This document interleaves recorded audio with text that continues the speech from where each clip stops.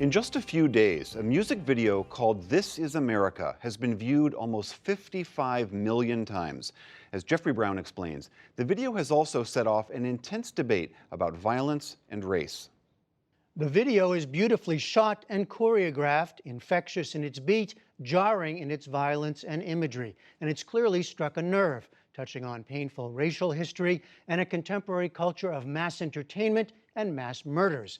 It's the work of Donald Glover, known for writing and acting in the acclaimed TV series Atlanta, for his comedy and for the music he performs as here under the pseudonym Childish Gambino. Here's an excerpt from This Is America with a warning for some of the violent images it contains.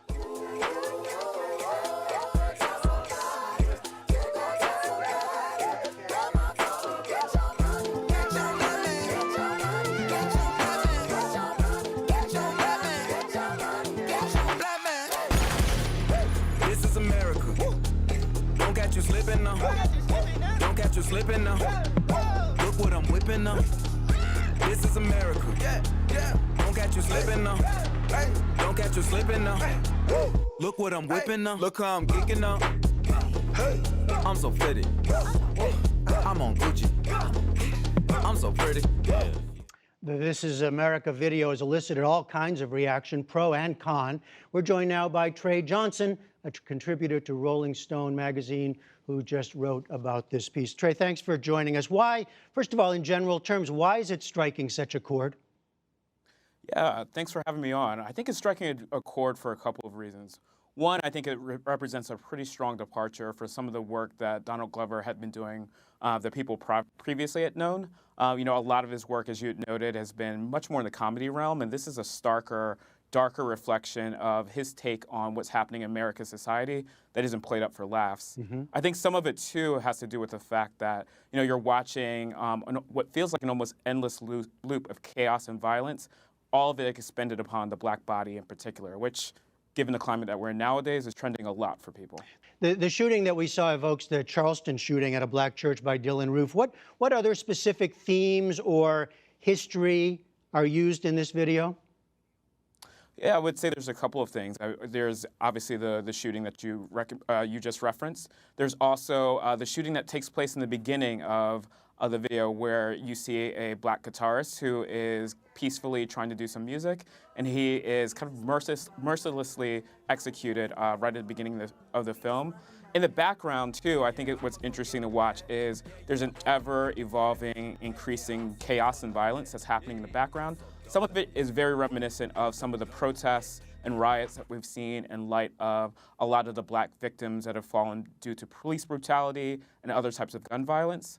I think, too, what you're also witnessing is just the ways that some of this imagery, some of these scenes and tragedies have been captured. So one of the starkest images, I think, that pop up in the video for me is when you see the camera pan up to the rafters, and there is a group of small black children who are using cell phones to capture a lot of what's happening around them. There really is a mix here of entertainment, the music and the dancing, even fun at times, with guns and violence and all you were just referencing, but it is a kind of in-your-face juxtaposition. Yes, I think that's purposeful. I think for a couple of reasons. I write about this in the article. One is the idea that, I think a lot of times black artists understand the need to transform their community's pain and trauma into art.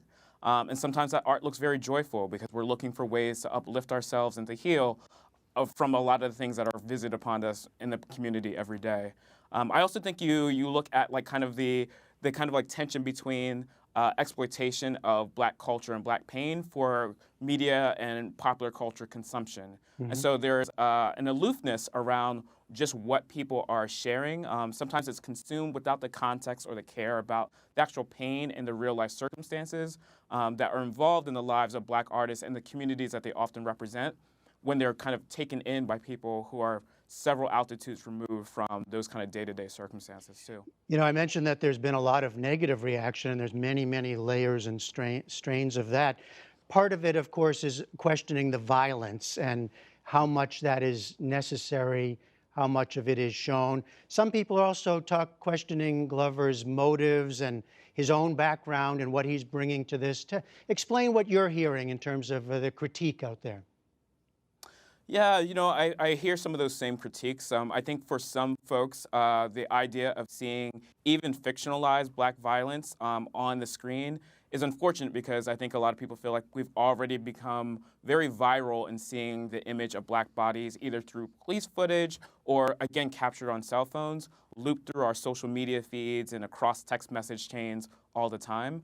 I think, too, again, I think what is jarring about the video itself is that you watch Glover's own kind of facial contortions as he moves from scene to scene to scene.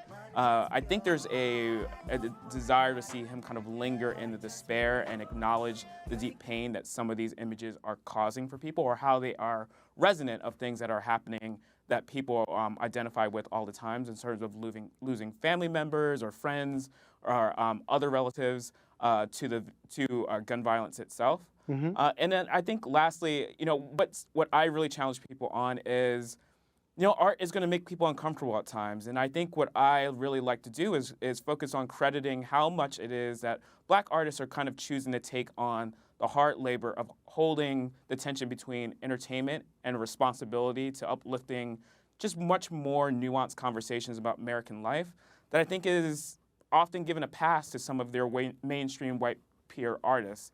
And so for me, I'm more interested in the conversation of what is this art telling us versus what are the motivations behind it? Because I think the conversation that we're trying to have around what this art is producing in front of us is much more worthwhile than trying to scrutinize and parse what everyone's individual motivations are.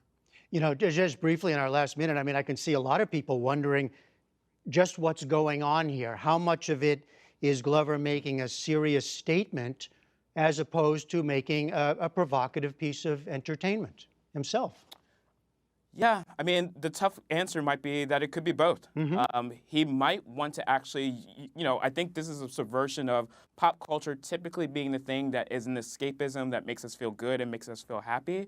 I've been saying, watching this season's Atlanta, one of the greatest things that he's been doing about this is changing the expectations on what we're doing in terms of engaging with traditional pop culture mediums. And so both Atlanta and This America are choosing to take on a darker, harsher tone, which is like confounding the expectations a lot of people are expecting. And I think lastly, This Is America, Atlanta, fits into a wider conversation around pop culture tapestry that black artists are doing. You look at Get Out, you look at Lemonade, you look at even some of the things that Solange Knowles has done with A Seat at the Table and Janelle Monáe's most recent album.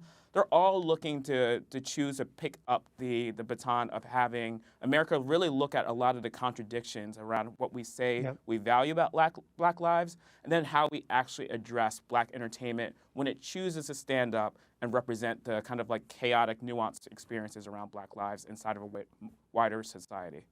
All right, Trey Johnson of Rolling Stone, thank you very much. Thank you.